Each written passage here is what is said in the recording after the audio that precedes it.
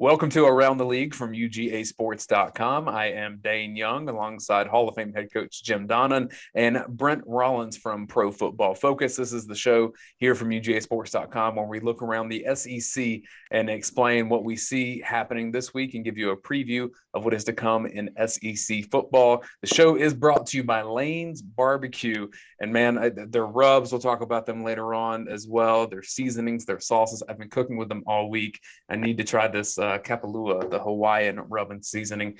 You can get 15% off Lane's Barbecue, your products from them right now with the promo code GODAWGS. It's GODAWGS,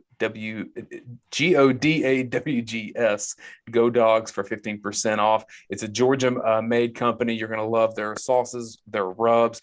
Go to their Instagram page and watch some of the things that they're doing with their barbecue over at Lane's Barbecue. Love what they do, love their product, and we'll talk more about them later in the show. Also, shout out to Conor Grading and Landscaping, based out of Monroe, Georgia, 770-639-3149. Give them a call, and they will have your front yard looking amazing. Go over to their Facebook page if you want to check out Conor Grading and Landscaping. More on them shortly.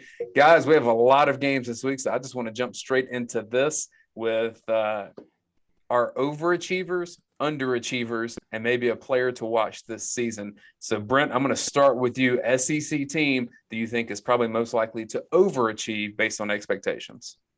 I don't know if it's overachieved, but it's one that, to me, I think is in a position to do things that they haven't done before, and that's Texas A&M. I think there's too much talent on the entirety of their roster to not play very, very well. And if they get average to above average quarterback play, I think they're going to make some noise and possibly even challenge Alabama in the SEC West. Coach, A&M is his pick. Where's yours on overachiever? Yeah, I'm going to go with Kentucky based on they're about 13 months pregnant to have a passing game overdue. They really do have a very good stout offense and defensive line. It's some good backs. Got a transfer quarterback in. It's got a big arm from Penn State, and they have a new offensive coordinator that is in the line of working with the Rams style attack, where they really work hard off a good run game and play action game, and not a lot of formations, but just to really try to execute. So, and their schedule sets up well for them. You know, they got to play Louisville in a non-conference, but I got to give Mitch Barnhart credit. Boy, he's scheduled some games for Coach Stoops every year that really, Dayne, I think you could go in there and win, or they get somebody from the drive-through at Chick-fil-A to coach the team for some of these teams they play. But overall, their schedule is certainly favorable. I'm going to pick a team that the schedule's not as favorable. I think Ole Miss will overachieve, and I'm following the quarterback on this one. I just don't imagine that Ole Miss's secondary can again be as bad as it was last season. I think having a full year of practice with the defensive crew, guys like Otis Reese, the Georgia transfer being over there, see Ole Miss as being an overachiever. It is a tough schedule, that SEC West, so it's a gauntlet, but they're going to really be in contention with some of those top teams. How about a team in the SEC that's going to underachieve? I'll start with you this time, Coach. I'm going to go with South Carolina. I just think, the cupboard's bare. They're getting off to a bad start. I know Zeb Nolan will do all he can to help them, but they've got the two biggest rivals are in the top 5 in the country, Clemson and Georgia, and they got a long way to go. And I just don't see them having too good a year. Brent? Yeah, I agree, Coach. Very much so. And for me, it's Arkansas. I think there's a lot of good feelings about Coach Pittman and what he's doing, and a lot of momentum. But I think they're going to take a step back, because I think from a playmaker standpoint, some of the guys that left, some of the guys that aren't there now are going to, and the rest of the SEC West kind of catching up, and LSU getting back to itself, that kind of thing. I think Arkansas is sort of that team that doesn't really achieve what you think they might in year 2. Underachiever for me is the Auburn Tigers. I think there's a bit of an identity crisis with the new coaching staff there, and I'm just still not a believer in Bo Nix. I need to see more from him to think that Auburn can take a next step or really hold on to where they've been the last couple of seasons. And we touched on that a little bit last week in our season preview. And then finally, if there's a player in the watch in the SEC, someone that is catching your eye at preseason that we need to follow the whole season. I'll start with you this time, Brent, your player to watch in the SEC.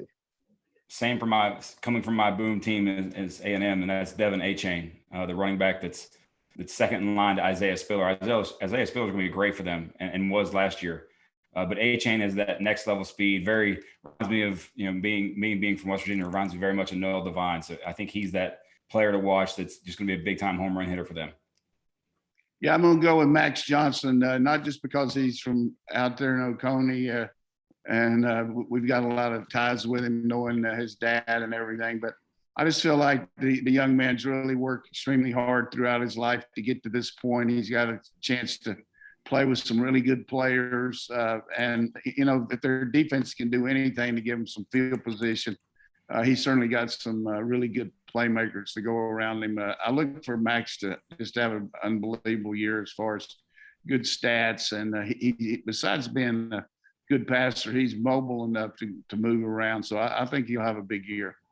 I'm going back to Ole Miss, a guy that actually covered in high school when he played at Callaway High School in Hogansville, Georgia. Braylon Sanders is his name. And Coach, on UGA Sports Live this week, we talked about the value of these super seniors. Well, he's one of these guys that has been at Ole Miss for quite a while at this point. Elijah Moore going to the NFL, Matt Corral finding weapons around the field, and he's one of those guys that knows where to be and what to do. I think Braylon Sanders will have a really solid year and maybe build some kind of late round pick NFL campaign, which would be really good for him. So that's a guy on my radar to keep a check on him. Ole Miss is looking for playmakers there. I want to stop for a second and tell you more about our friends at Conor Grading and Landscaping. And I could do that, but they haven't worked at my house. Brent, they've worked at your house. You know these people. They've been front and center for you. I've seen their work both in your yard, but then also on their Facebook page, and just blown away. And you were telling me that just their customer service and how attentive they were to what you need at a really a time that you needed them to be there quick. Tell me more about Conor Grading and Landscaping and your experience with them. Yeah, very much so. The customer service part, very as well. The owner, Mike Connor, always quick to respond, get people out here, get people taking care of things.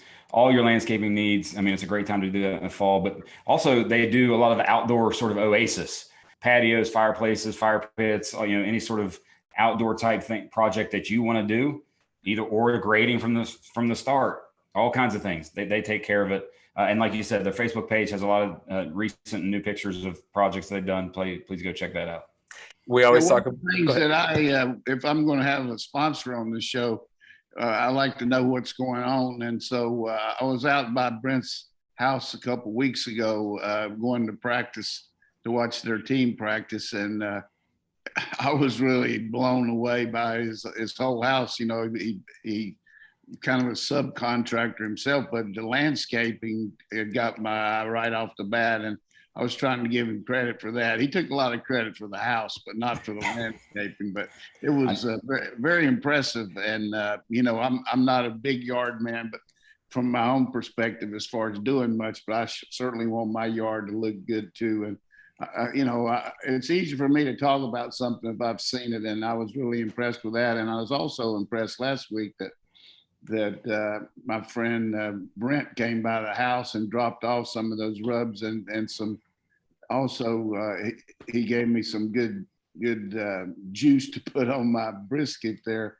It was unbelievable. I mean, I'm really not a great cook, but I can sure apply stuff. And we got the right people working with us on this show. I can tell you that. I was blown away by both of our sponsors. That's Lane's Barbecue. They're based in Bethlehem, Georgia. Like I said, a Georgia product through and through.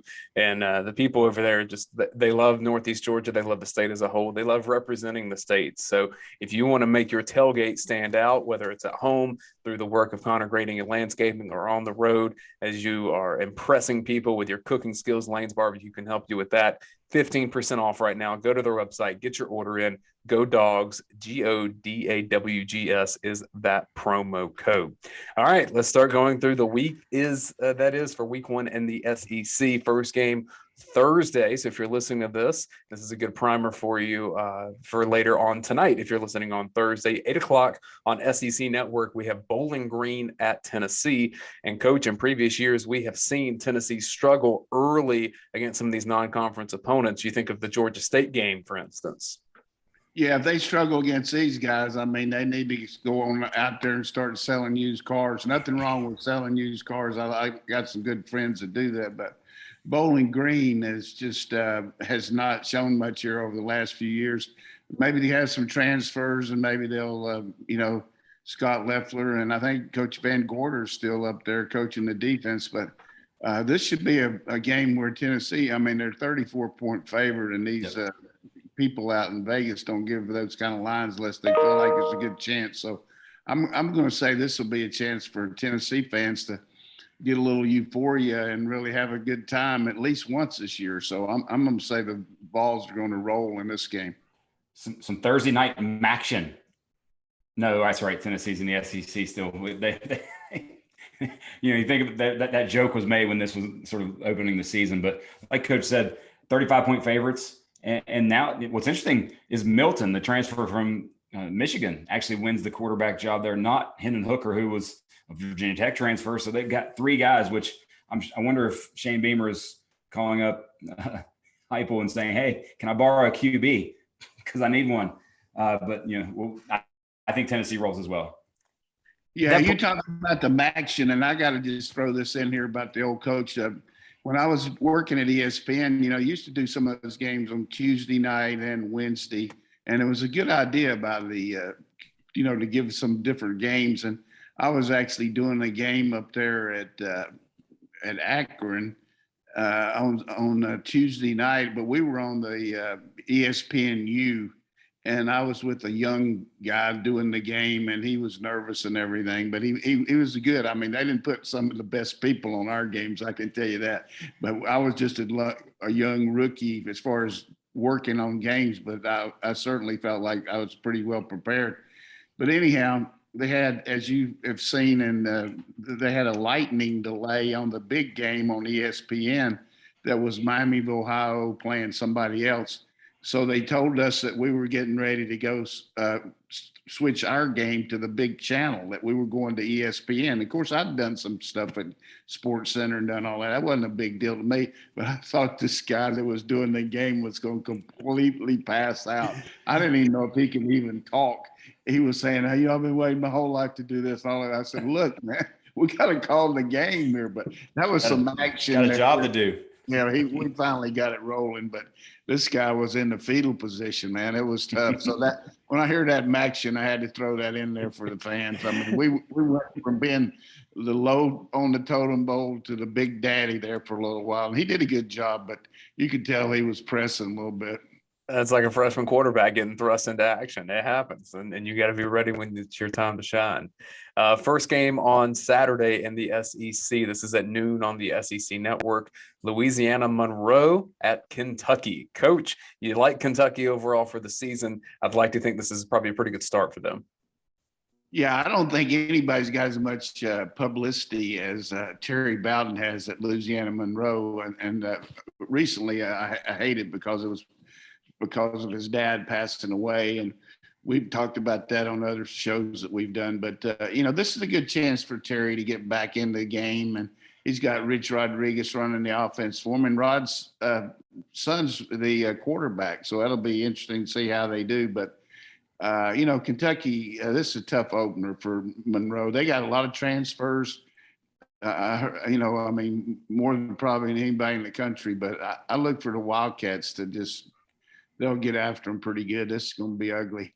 I don't know if you saw Brent's eyebrows raised with the Rich Rod reference at West Virginia and him. It's always there. Hey, Terry Bowden too, by the way. Terry Bowden, I'm pretty sure, was born in West Virginia. And yeah, Terry coached it up there, and he was born, and also his brother, and they all got backgrounds, and that's where Jimbo Fisher got to know the Bowdens, and he coached with him at Samford, and Jimbo was actually a little All-American there at Samford, he did a good job as a quarterback, and Terry was a quarterback. I mean, the actual coach at Samford before he got the Auburn job.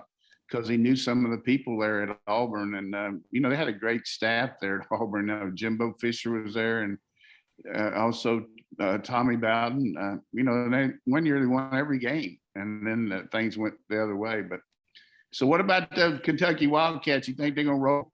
Well, very much so. But interesting note on their new quarterback, Will Levis, the Penn State transfer. He actually has more career rushing attempts than throwing attempts. 118 career rushing attempts, only 101 career passing attempts, and a 47.9 passing grade over his 2 seasons at Penn State. So hopefully the new spot, new vibe, new place can get him rolling and get Kentucky bringing back the forward pass in their offense. Well, deep down, that's why Coach Stoops took him, because he knew that he could run good enough. Passing didn't work. But, I think it was a good move by Stoops to make, nothing against the previous staff. But, there comes a point, if you're going to make a move in this league, you just can't continue to be, lose all those close games because you can't score. I mean, I think this is going to be a big part of their offense, is try to put some points on the board, and make it a little bit easier on their defense. I'm really curious what that offense is going to look like under Liam Cohen, bringing in a young NFL mind, trying to be the next Joe Brady. That's what everyone's searching for, like LSU caught fire a couple of years ago. Kentucky, great in the trenches. So if you want to watch good play on the offensive and defensive lines, check out the Kentucky Wildcats. 2 o'clock. My advice to Liam is this: don't let your ego get in the way. Coach the ball game to win it. Don't worry about the stats. Life lesson there from a coach. Right, Brent? Yes, always. Got to win a game sometimes. Yeah. 2 o'clock. 2 o'clock on SEC Network Plus. We have the Fighting Sam Pittman's Rice is at Arkansas. Brent, I'll start with you. It seems like a pretty easy role for Arkansas.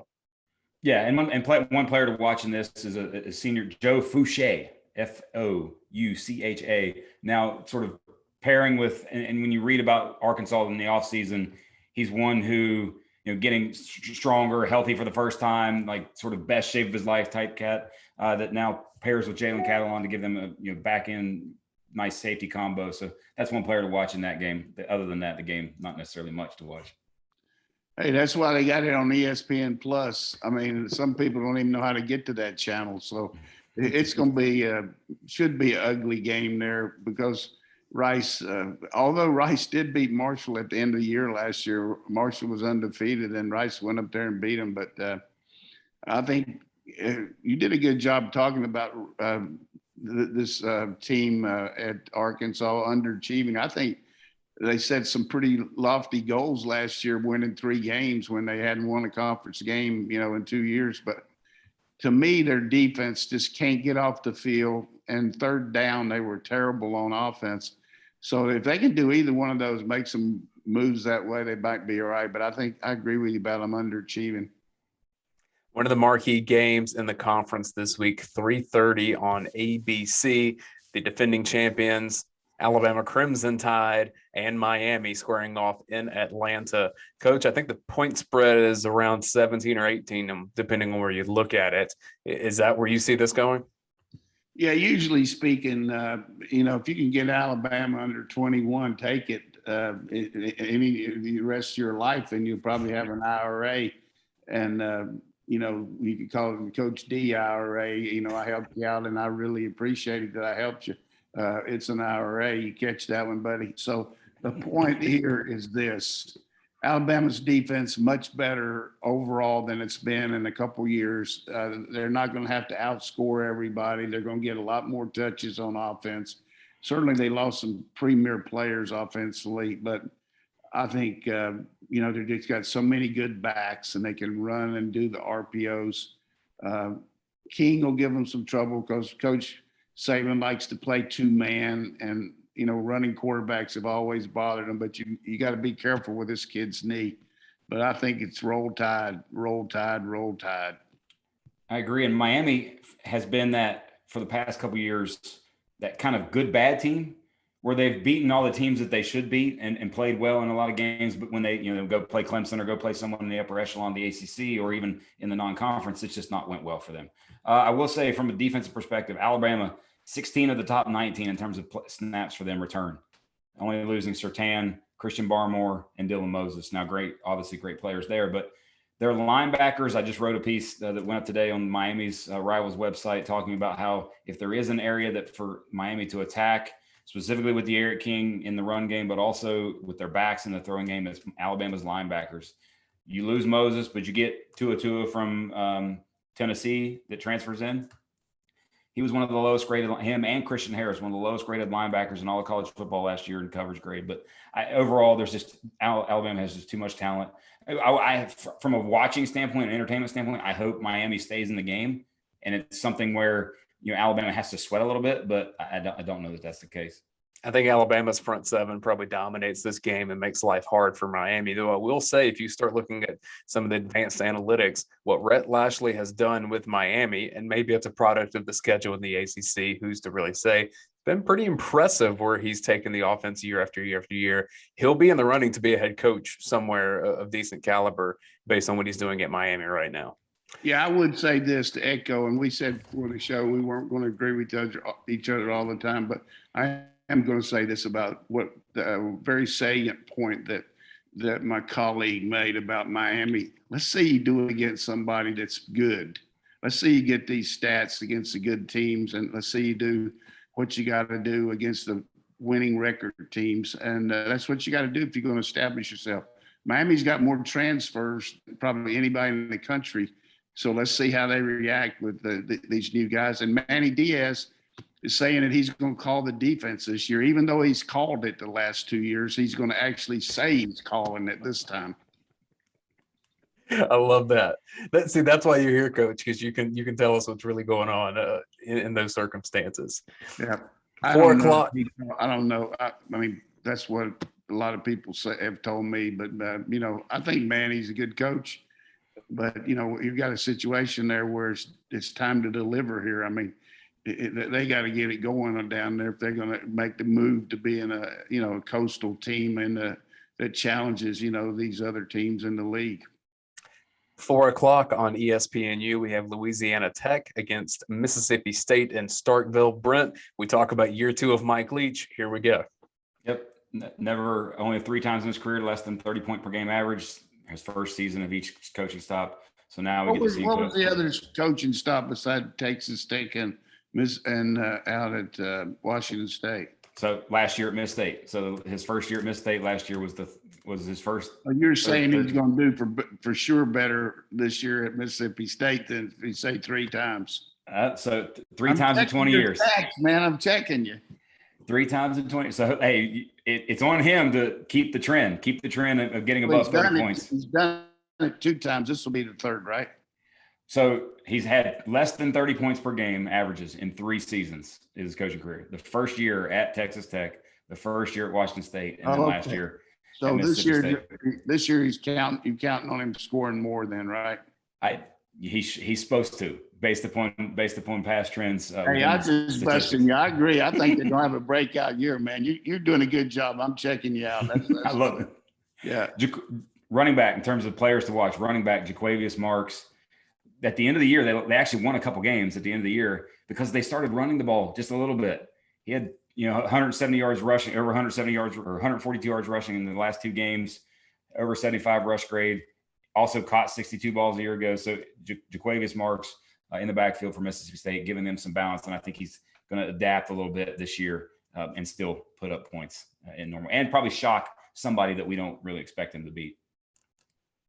Coach, I know we were impressed with Will Rogers when he played against Georgia last year, thrust into that action. He managed that game so well. Yeah, I thought he did a good job of and Brent had keyed us in that everybody in the league was dropping 8 against them, and and what would we be able to do doing the same? We couldn't make the tackle in time, and they just made a lot of first downs. I mean, we dropped it, but he very accurate and hit the right guy and read the coverage. And that was a great scouting report that Brent gave us. And that's why you want to watch around the league, because I didn't know that everybody was dropping all those people on. But that's going to be the same thing this year. I'm sure they've worked on the spring practice. But I guess this kid from Southern Miss has transferred in and is competing for the job too. So he had some really good stats, as a quarterback there when he was playing under Buster Faulkner, who is, the analyst that works with our offense here. So I just think Mississippi State is always going to have players. It's just a question. The West is so loaded. If they were in the East, they'd be challenging for second. But over there in the West, boy, it's wild, wild West. It's tough division. A team that could be challenging for second in the East, that's the Missouri Tigers. Had some promise last year. They are playing Central Michigan at 4:00 on the SEC Network. Coach Connor Bazelak, one of the probably more experienced SEC quarterbacks at this point. Yeah, I thought Drinkwitz did a great job with their offense last year. They made some changes on defense. Their coordinators left. Actually went to Illinois and had a big win against Nebraska.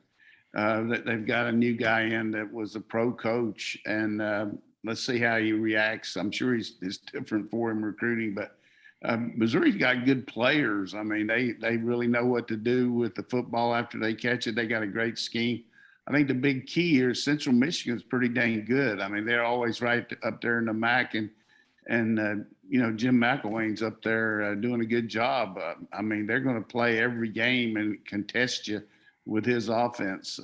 So I think it's going to be a tougher opener than maybe the Tigers would like to have as far as compared to some of these other cupcakes teams are playing. So I think this will be a good game, but Central Michigan will play them tough, but I'm going with the Tigers.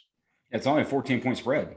And, one of the things when you think about the look of a team when you have a new coach, like people who are in Nebraska fans, their team doesn't look like it should in terms of, and what do you say, what does it look like? Are you prepared? Penalties, dumb mistakes, delays of games, just things that, from a coaching standpoint that oftentimes are controllable. I think Missouri actually looked the part. Like Eli Drinkwitz last year looked the part of a guy who prepared his team and prepared his team well. One player to watch for them, Kiki Chisholm, receiver, 6'5", led their team last year in target and receptions, and he's back on the outside, giving Bazelak that contested catch target guy. Kiki Chisholm, great college football name. That's yep. Just, you'll want to root for that name. We'll see what happens in the first year of the Brian Harsin era at Auburn. The Tigers, another SEC Network Plus, ESPN Plus game. This is at 7:00.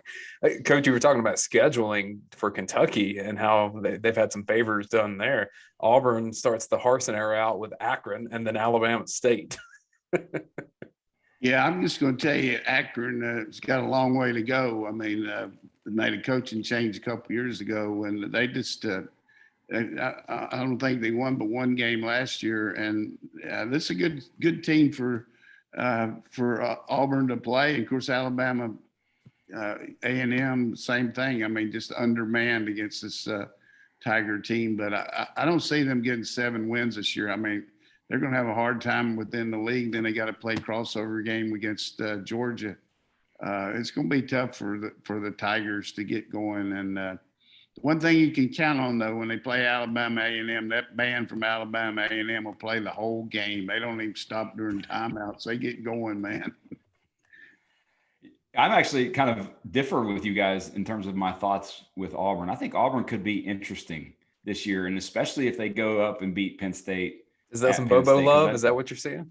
Because the thing is with Bobo, he puts up points wherever he is. No matter the talent, he tends to find ways to put up points. And then also they're really good in the secondary to the point where, they got Drashun Miller from West Virginia as a transfer guy, didn't even show up in their 2 deep at the recent sort of depth chart reveal that they had. So here we thought, hey, this is another great guy that they're getting in the transfer portal, doesn't even show up in their 2 deep. So they feel pretty good about where they are in the secondary. But the player to watch for me for Auburn over the first part of the season is former Georgia Bulldog, Mr. Demetrius Robertson, who this is now his 6th college season and had more than 50 targets in 2 years. And in those 2 years, he had 80 catches, almost 1,100 yards and 10 touchdowns. So when he's gotten actual, targeted within the game, he's put up production numbers for them, and he's going to be targeted a lot in this Auburn offense, I think. How many catches did he have? In those 2 years. So one with Cal, and then one with Georgia, 80 catches in those 2 years. Oh, wow. Yeah, I didn't know you're counting Cal, but hey, I wish we had him right now. Our receiver situation with injuries, I think he left too soon, but he'll definitely help them. I think the biggest key to me when you're an offensive coordinator and your head coach has been a guy that's run the offense every place he's ever been. Harsin ran it at Texas, at Arkansas State, at Boise State.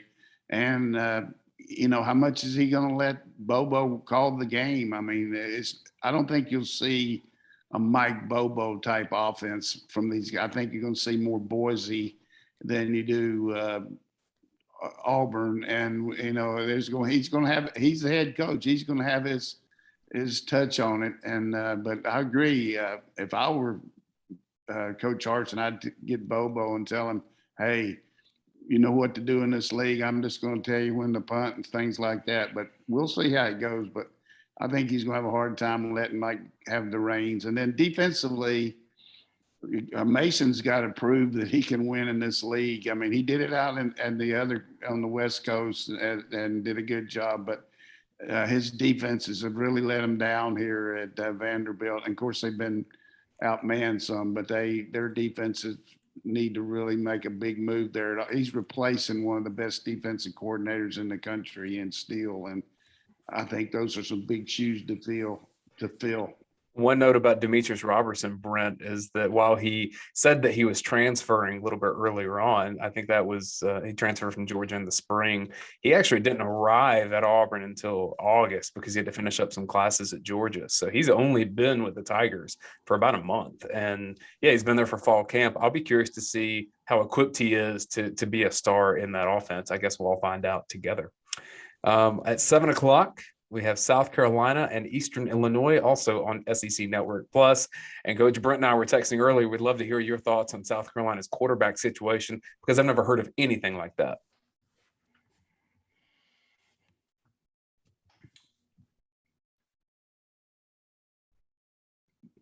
What happened there? South Carolina's quarterback situation. You want me or who? You, yes.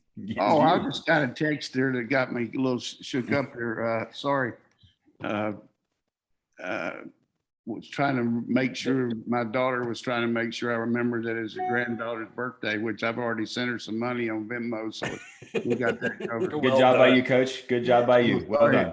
So anyhow, that's a bad excuse. So hey, you're fine. I think the real deal here for Nolan's been around football. His dad's a coach, and it's a good chance for him. He had his eyes in the stars and went out to Iowa State, and they made him a lot of promises, and they didn't give him the shot that he needed. And then they got a really good quarterback come in there from Arizona who's really taken him to a big level there. And then he transferred to North Dakota thinking he's going to be the guy, and they had Trey Lance, who ended up being the third guy drafted. So here's his shot. But the only problem is, he probably had a better chance of winning at against North Oconee and teams like that than he does with this South Carolina team. I mean, they're just not very good. There's a reason they made that change down there. They've got some really good defensive front people, but they've had a lot of guys transfer, and some of these transfers that they brought in, I don't know. I think it's going to be tough for Zeb. I'm pulling for him. I hope he does well. And it's definitely not a situation kind of like you had when two guys get hurt and then your third QB is true freshman and his name happens to be Chad Pennington. Like that's not this kind of situation. Right. Yeah. I think South Carolina's in for a tough year as well. Oh, yeah. The primetime game in the SEC is Georgia versus Clemson, top 5 matchup, 7:30 on ABC. Brent, I'm going to go to you because Coach Donnan and I, we've had the microphone all week between our interview with Kirk Herbstreit and UGA Sports Live. We've given a lot of takes on Georgia and Clemson, but I haven't heard from you. What are you looking for? I think this game comes down to the article that you wrote on UGA Sports about a week or so ago. Which team has the better quarterback? Because I don't think either team is going to be able to do much running the ball unless, and I will say just sort of my own thoughts and some of the things that I hear and know within the Georgia. I think we see a little bit more diversity in the running game from Georgia, a little bit more pulling, things like that. But I don't know that, you're playing against a defense that's quite impressive along the defensive line and defensive front. So it just comes down to, can you cover Justin Ross? And then how good does your quarterback and receivers play? Because in the end, I think that's what's going to matter. Is that guy, is DJU better than JT Daniels?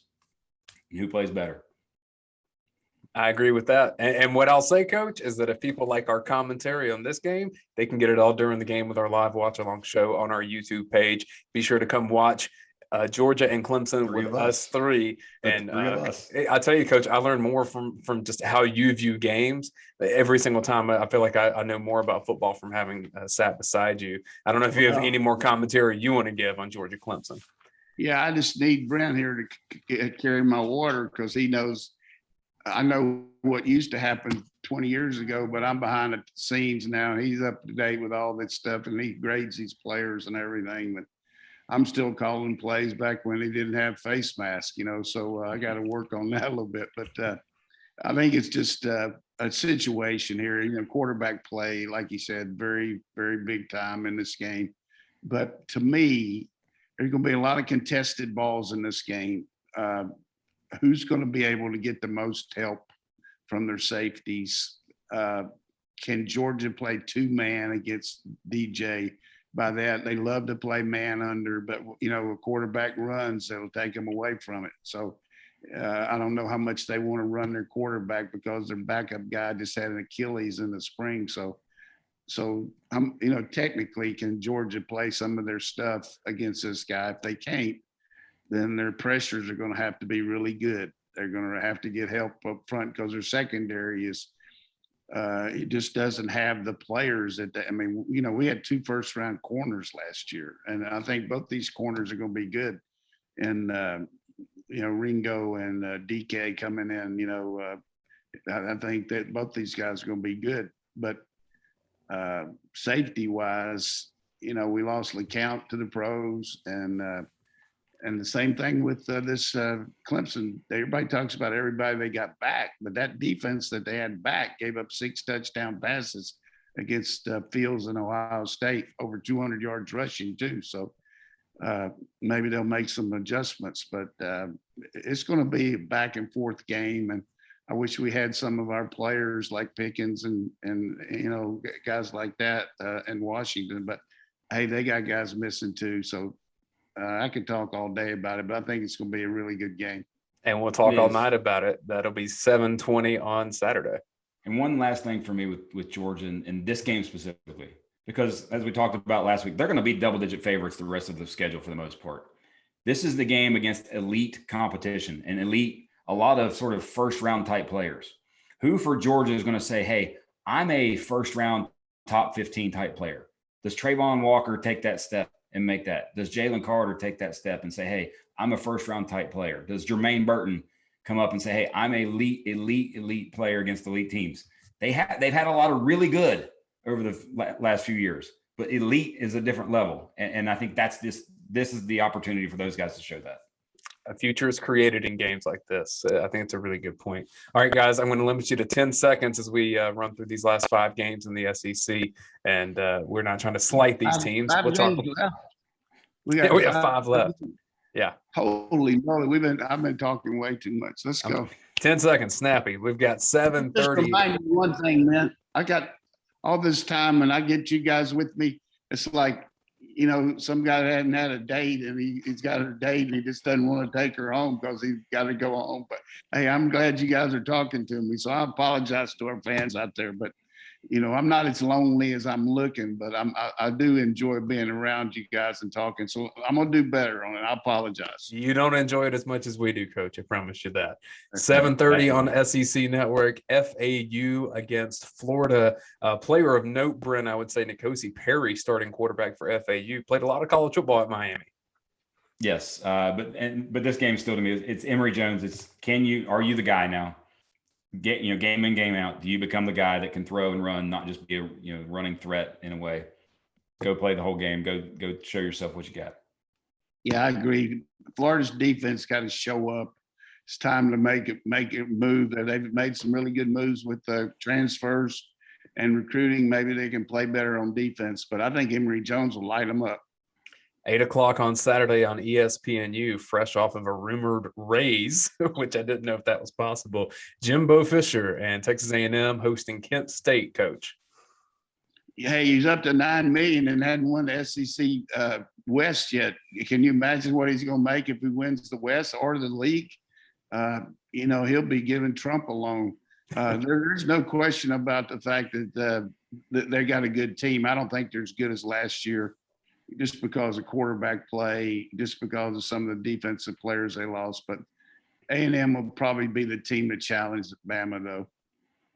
Dustin Crum. Watch this game to watch Dustin Crum for Kent State. Guy can play. And this is a great showcase for him. Kent State can light it up, can't they? Yes. And I like for me, a watcher and connoisseur of offense in a way, I like what they do offensively. Do a good job. Also at 8 o'clock on the SEC Network Plus, ETSU, East Tennessee State, is the opponent for the opening game of the Clark Lee era at Vanderbilt. Brent, I really don't know what to say about this game, to be quite honest. Yeah, go get your win, Vanderbilt. Go get your one of your two, or your one. Have some positive vibes. Coach? Yeah, Randy Sanders is the coach at ETSU, coached up at Tennessee for a long time under Coach Fulmer and Cut. And, it's a big game for them playing Vandy. These kids will play hard, but I think Vandy certainly got more players for sure. And I like Clark Lee's approach. I mean, there's the guy that went to school there. He knows what they can do and what they can't based on the past. And what he's got to do is change some of these, what they can't do. To me, he's the best coach of the four as far as the right guy for the job, that the new guys coming in. I think he'll do a good job there, Vandy. 8:30 on Fox on Saturday night is LSU at UCLA. We saw UCLA in action against Hawaii. I don't know that any judgment should be made from that based on the quality of that game, but I will say LSU's got some issues with its offensive line, Brent.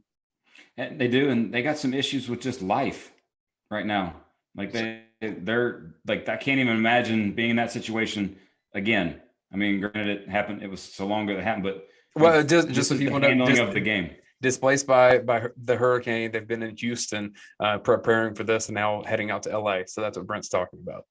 Yeah, the routine is completely not routine right now. So maybe football becomes their safe haven. They dial in and all that sort of stuff, but still, life is a little bit different for them now. So I'm very intrigued to see how they play in this game, because obviously we're going to be watching a different game as they play. Yeah. Hey, one thing they're going to do, they don't have to worry about crowd noise, because I watched the crowd out there against UCLA against Hawaii, and there was a lot of people disguised as seats in that stand. I'm just telling you that, they're trying to give away free tickets, and maybe they need to get a concert or something there to get some more people in there, but they won't have any trouble with the silent count or anything like that. But realistically, UCLA is a much improved team. This guy's a heck of a coach. I mean, I used to watch him when he was coaching at New Hampshire. He's one of the most creative offensive coaches out there. His quarterback's been in the system, and he's got some backs. He got that transfer from Michigan. Defensively, they got to play cohesively with their offense. Some games they played pretty good, and then they had that game against Washington State last year where it was 59-57 in regulation or something. So, but we got to see LSU step it up defensively. Got a whole new defensive concept and all that.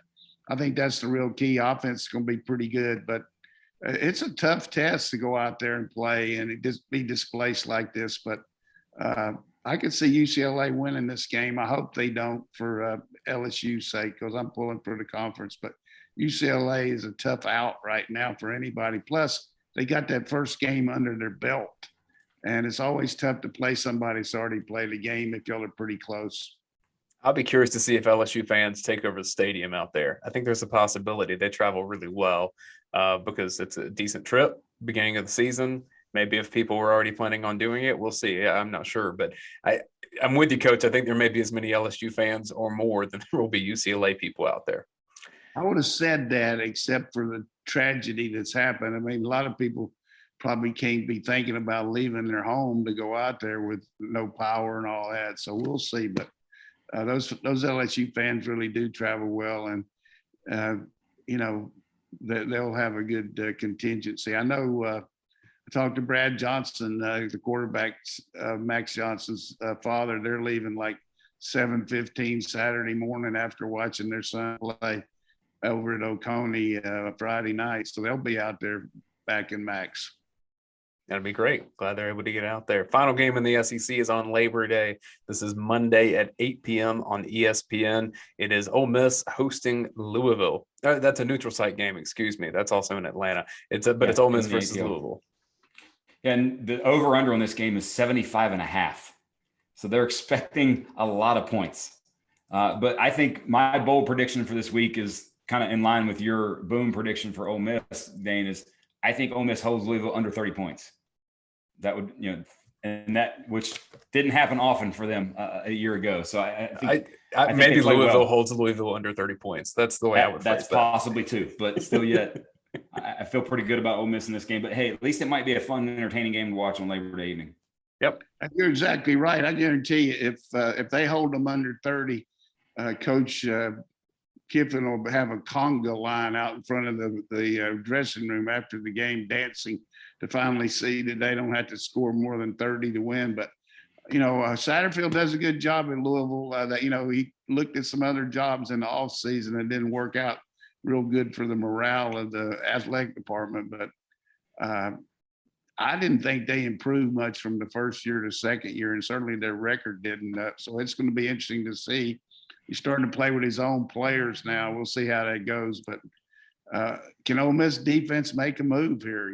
That's a big deal for them, and we'll see how it goes. But they should win the game. I think it's a great game to have on during Labor Day, and I think that Lane's Barbecue is the seasoning that you want for your Labor Day cookout at your house. The Spellbound is some of my favorite. And I love the labels that they have on these ingredients. This has got white sugar, brown sugar, salt, pepper, garlic, chili powder, paprika, smoked paprika, oregano. I think you could put this on anything and make it taste good. I love the stuff from Lane's Barbecue. The thing that I've had recently, Brent, that we've been cooking is the sort of white Alabama style barbecue sauce. We've had that on some chicken that we've sauteed. Man, it's really good stuff. We've really appreciated what we've gotten from Lane's Barbecue, and you can get 15% off with the promo code GODAWGS, GODAWGS. Support the people who support us and what we do here at UGA Sports. Brent, I know when you were having conversations with the Lane's Barbecue people, they were just thrilled to get on board and be a part of what we're doing. Yes, very much so. Big Georgia fans, and they love the fact that we support them as much as they support us. So, like you said, 15% Go Dogs is the key. And Coach comes back to us and pulls back in there, and we're ready to go. Oh yeah, he's got it. He's been using it. This sauce, the kind of sweet. I called it juice, but I mean to say it's sauce. And I'm telling you, this will make a bulldog break its chain right here. Now. I'm fired up about it, and I'm not going to endorse something unless it really works good for me. But hey, I ate more than I needed to when I put this sauce on it. I promise you that. So go for it. Like it. Whatever your flavor palette is, Lane's Barbecue's got something for it. I love the dry rubs. That's more of my jam, but I love their sauces as well. Also, check out our friends at Conor Grading and Landscaping, based out of Monroe, Georgia, having your yard looking great for your tailgating season at home, and making sure that you can have your friends over for these cookouts when you use your Lane Barbecue seasoning. That's Conor Grading and Landscaping. Check them out over on their Facebook page. All right, guys, this has been a pretty packed show, a big week in the SEC. We will see everyone here on our YouTube channel for the watch along show. That is Saturday. We'll get going about 7:20. You can sync us up with Georgia and Clemson and get our broadcast on your second screen experience. Coach, excited to do this with you again. Go time. That'll be a lot of fun. And this was fun today. I enjoyed it, and hope the fans will get some kick out of it, and we can keep making this thing work. But watch us on Saturday night. Should be a lot of fun. For Brent Rollins and for Jim Donnan, I am Dayne Young. Thank you for listening to Around the League from UGAsports.com.